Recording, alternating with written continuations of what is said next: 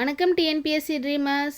இன்றைக்கி நம்ம பொது தமிழ் ப்ரீவியஸ் இயர் கொஷின் பேப்பர்லேருந்து 10 கேள்வி பதில் 10 நிமிஷத்தில் பக்காவாக பார்க்க போகிறோம். வாங்க பார்க்கலாம். இன்றைக்கி 2012 குரூப் 2 பொது தமிழ் கேள்வித்தாள்லேருந்து தான் 10 கேள்வி பார்க்க போகிறோம். ஏற்கனவே 30 கேள்வி பார்த்துட்டோம். இன்றைக்கி 31லேருந்து 40 வரைக்கும் பார்க்க போகிறோம். வாங்க பார்க்கலாம்.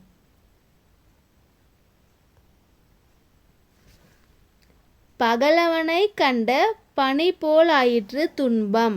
பகலவனை கண்ட பனி போல் ஆயிற்று துன்பம். இந்த பழமொழியில் என்ன சொல்கிறாங்க அப்படின்னா, இதுக்கு ஆன்சர் உடன் நீங்கியது. எப்படி அப்படின்னு பார்த்தீங்கன்னா, பகலவன் அப்படின்னு பார்த்தீங்கன்னா சூரியன். சூரியன் வந்துச்சுன்னா பனிலாம் வந்து பார்த்தீங்கன்னா காணாமல் போயிடும், டக்குன்னு காணாமல் போயிடும். அது போல் ஆயிற்று துன்பம்னு எதை சொல்கிறாங்கன்னா, உடன் நீங்கியது, உடனே போயிடுச்சு. பகலவனை கண்ட பனி போல் ஆயிற்று துன்பம்னு சூரியனை பார்த்த பனி மாதிரி உடனே நீங்கிருச்சு அப்படின்னு சொல்கிறாங்க. அடுத்த கேள்வி போகலாங்களா? பொறுத்துக.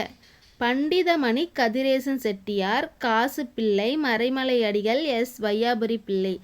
ஆசிரியர்கள் கொடுத்துட்டு இந்த சைடு வந்து பார்த்திங்கன்னா அதோடைய நூல்கள் கொடுத்து பொருத்த சொல்லியிருக்காங்க.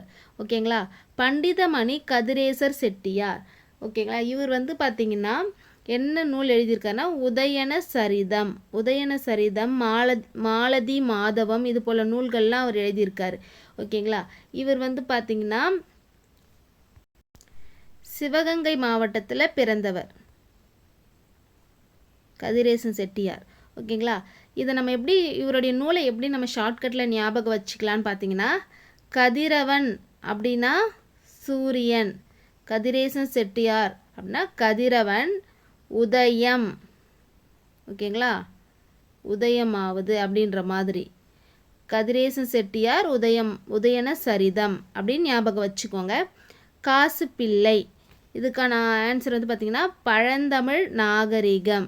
காசு பிள்ளை யாருன்னா, இவருடைய ஃபுல் நேம் பார்த்தீங்கன்னா கா சுப்பிரமணிய பிள்ளை. கா சுப்பிரமணிய பிள்ளை இவருடைய பேர். இவர் வந்து பார்த்திங்கன்னா திருநெல்வேலி மாவட்டத்தில் பிறந்தவர். இதில் இவர் எழுதின நூல் பழந்தமிழ் நாகரிகம். காசு பிள்ளை பழந்தமிழ் நாகரிகம். அப்படி எப்படி ஞாபகம் வச்சுக்கலான்னா, பழைய காசு அப்படின்ற மாதிரி ஞாபகம் வச்சுக்கோங்க. காசு பிள்ளை பழந்தமிழ் நாகரிகம். அடுத்து பார்த்திங்கன்னா மறைமலை அடிகள். மறைமலை அடிகள் வந்து பார்த்திங்கன்னா அறிவுரையை கொத்து கொத்தாக வச்சுருப்பார். மறைமலை அடிகள் அறிவுரை கொத்து கொத்தாக வச்சுருக்கிறாரு. அறிவுரை கொத்து. அடுத்தது வையாபுரி பிள்ளை காவிய காலம். வையாபுரி, எஸ் வையாபுரி பிள்ளை யாருன்னு பார்த்தீங்கன்னா, இவர் வந்து 20ஆம் நூற்றாண்டை சேர்ந்த ஒரு கவிஞர் தான் இவர். ஓகேங்களா? பதிப்பாசிரியராக இருந்திருக்கிறாரு. இவர் நிறைய நூல்களை பதிப்பிச்சிருக்காரு. ஆராய்ச்சி நூல்களும் நிறையா பண்ணியிருக்காரு. இவருடைய இந்த காவிய காலம் அப்படின்றது எந்த நூலில் வருதுன்னா ஆராய்ச்சி நூலில் வருது. காவிய காலம் எது அப்படின்ட்டு ஆராய்ச்சி பண்ணது யாருன்னா வையாபுரி பிள்ளை. காலத்தை வைத்து, வையாபுரி வைத்து அப்படின்னு ஞாபகம் வச்சுக்கோங்க ஷார்ட்கட்டில். காலத்தை வைத்து, காவிய காலம் எதுன்னு காலத்தை வச்சு ஆராய்ச்சி நூல் எழுதுனது யாருன்னா வையாபுரி பிள்ளை. ஆப்ஷன் ஏ தான் ஆன்சர். அடுத்த கேள்வி போகலாங்களா? நமக்கு மறுபடியும் ஒரு பொறுத்துக. இந்த பக்கம் கொஞ்சம் ஆசிரியர்கள் கொடுத்துருக்காங்க, இந்த பக்கம் சில நூல்களும் கொடுத்துருக்காங்க, பேரும் கொடுத்துருக்காங்க. அதை வச்சு நம்ம கண்டுபிடிக்கணும். ஓகேங்களா?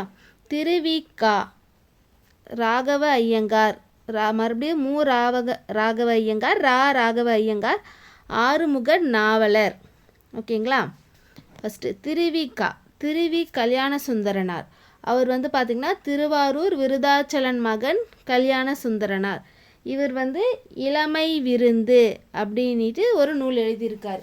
கல்யாண சுந்தரனார் இளமையில் எப்படி விருந்து சாப்பிட்ணும் அப்படின்ற விருந்தை பற்றி திருவிக்கா எழுதியிருக்கார். ஓகேங்களா? V Thiruvika, V means vintage அப்படின்ற மாதிரி ஞாபகம் வச்சுக்கோங்க. வின்டேஜ், இளமை அப்படின்னு ஷார்ட்கட்டில் ஞாபகம் வச்சுக்கோங்க. அடுத்தது மு ராகவ ஐயங்கார், சேரன் செங்குட்டுவன். ராகவ ஐயங்கார் புவி 70. இவர் நம்மளுடைய புறநானூறு சிலப்பதிகாரம் இது போல் பழைய நூல்கள் எல்லாம் ஆய்வு செய்திருக்கிறாரு.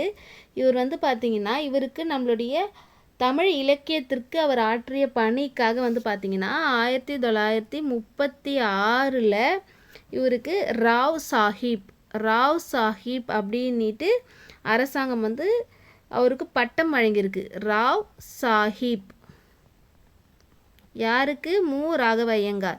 இவர் வந்து சேரன் செங்குட்டுவன், இவர் கொஞ்சம் பழைய நூல்கள்லாம் இருக்கும், வான்மீகியும் கம்பரும் இந்த மாதிரி அவருடைய படைப்புகள்லாம் பழைய படைப்புகள்லாம் இருக்கும்.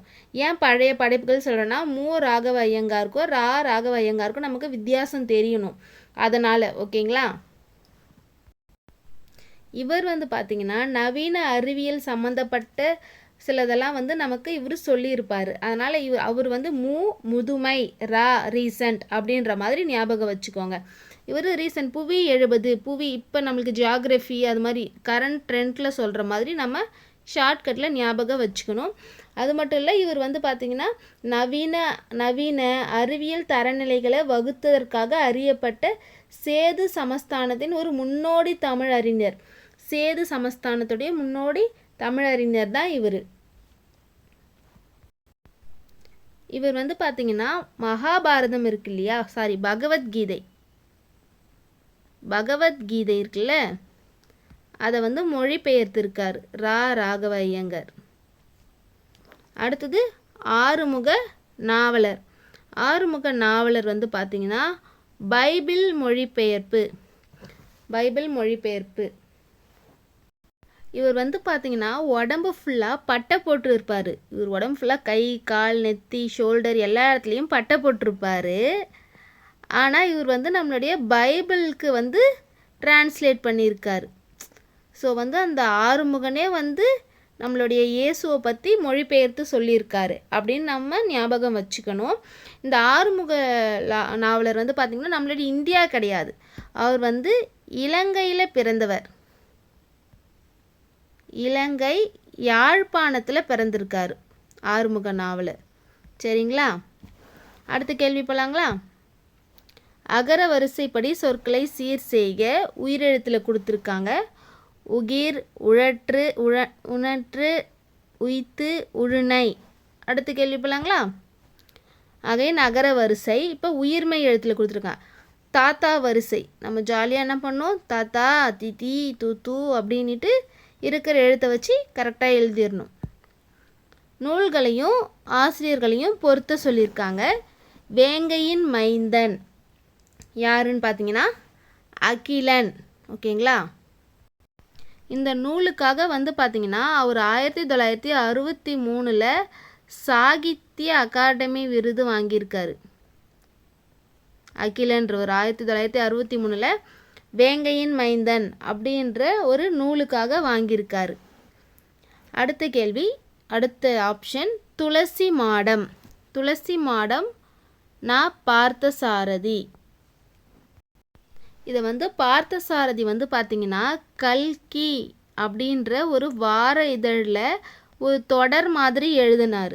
ஓகேங்களா? ஒரு வார இதழில் தொடராக வெளிவந்துச்சு.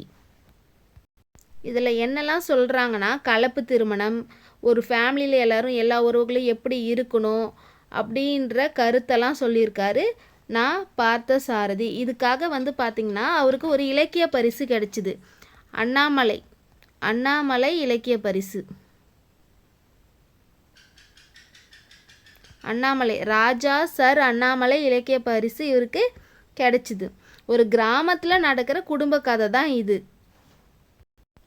ராஜபேரிகை வந்து சாண்டில்யன் அந்த காலத்தில் ஆங்கிலேயர்கள் ஆட்சியை வந்து நிலைநாட்ட முயற்சிக்கிற காலகட்டத்தையும் அப்போ நம்ம தமிழகம் பட்ட கஷ்டத்தையும் வந்து பார்த்திங்கன்னா நம்ம தமிழ்நாட்டில் இருந்த அரசியல் சூழ்நிலையை பற்றியும் சொல்கிறது தான் இது.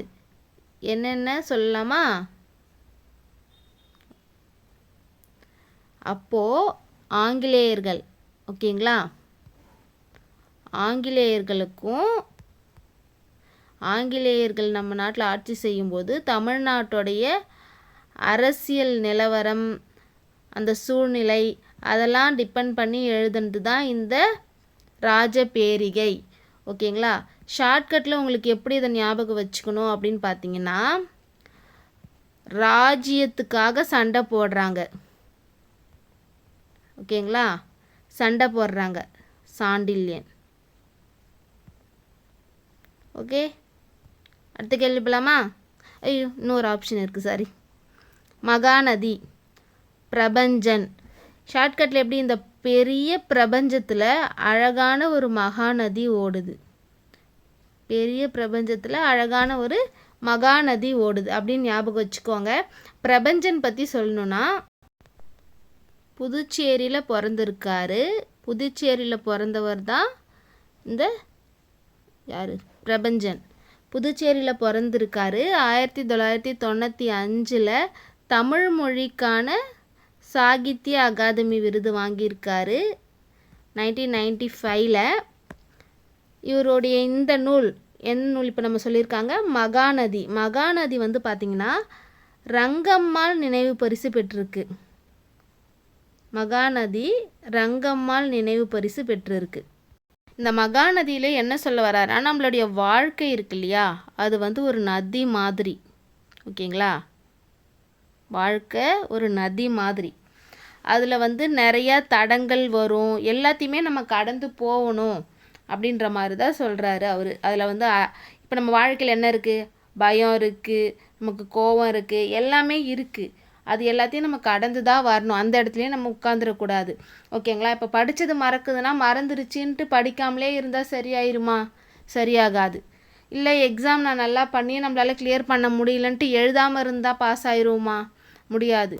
நமக்கு வந்து 1000 லட்சக்கணக்கான தடைகள் நம்மளுடைய ட்ரீம்க்கு முன்னாடி ஒரு சுவர் மாதிரி இருக்குது இல்லையா? அதை நம்ம உடச்சி பிரேக் பண்ணாதான் நம்ம ட்ரீம்ன்ற ஒரு கிரீடத்தை அணிய முடியும். சரிங்களா? ஸோ எல்லாரும் க்ரோன் அணியத்துக்கு ரெடியாக இருக்கீங்களா? ரெடியாக இருக்கணும். ஓகேங்களா, அடுத்த கேள்வி போகலாமா? விடைக்கேற்ற வினா. பொறை எனப்படுவது போற்றாரை பொறுத்தல். பொறைனா என்ன அப்படின்னு சொல்கிறாங்க. நம்மளை கஷ்டப்படுத்துகிறவங்கள பொறுத்துக்கணுன்றது தான் அதுக்கு அர்த்தம். அப்போ பொறைனா என்ன? பொறை எனப்படுவது எது? அதுதான் கேள்வி. அடுத்த கேள்வி போகலாங்களா? மதுர கவி என அழைக்கப்படுபவர் யார்? பாஸ்கரதாஸ். இவர் வந்து பார்த்திங்கன்னா தமிழ் திரையுலகு இருக்கு இல்லையா, தமிழ் சினிமாவுடைய முதல் பாடலாசிரியர். ஓகேங்களா, யார்? பாஸ்கரதாஸ். இவருடைய இயற்பெயர் வந்து பார்த்திங்கன்னா வெள்ளச்சாமி. இவருடைய இயற்பெயர் வெள்ளச்சாமி.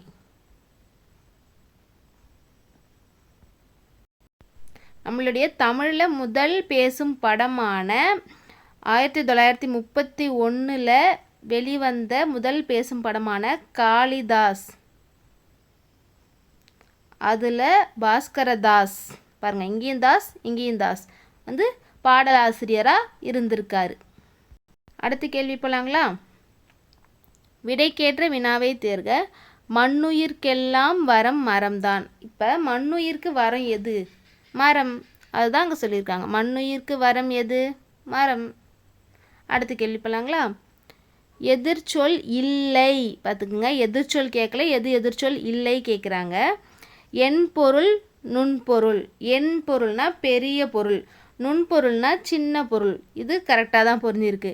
கடை கொட்க இடை கொட்க, கடைசி இடையில். அப்போ இதுவும் பொருந்தி தான் இருக்குது. எதிர் சொல் தான். முகம் நக அகம் நக. முகம்னா வெளியில், அகம்னா உள்ள. அப்போ இதுவும் கரெக்டாக தான் பொருந்திருக்கு. உரு துன்பம். உருனா அதுக்கு பொருள் தான் துன்பமே தவிர அதுக்கு எதிர்ச்சொல் துன்பம் கிடையாது. உருனா அதுக்கு மகிழ்ச்சின்றது தான் ஆப்போசிட், எதிர் சொல்லாக இருக்கும். ஓகேங்களா, அடுத்த கேள்வி போகலாங்களா? அடுத்த கேள்வி இல்லை, இதுதான் நமக்கு லாஸ்ட் கேள்வி. ஓகேங்களா, நாளைக்கு அடுத்த 10 கேள்வியில் உங்களை நான் சந்திக்கிறேன். அது வரைக்கும் வரட்டாமாமே. டொர் டொர்.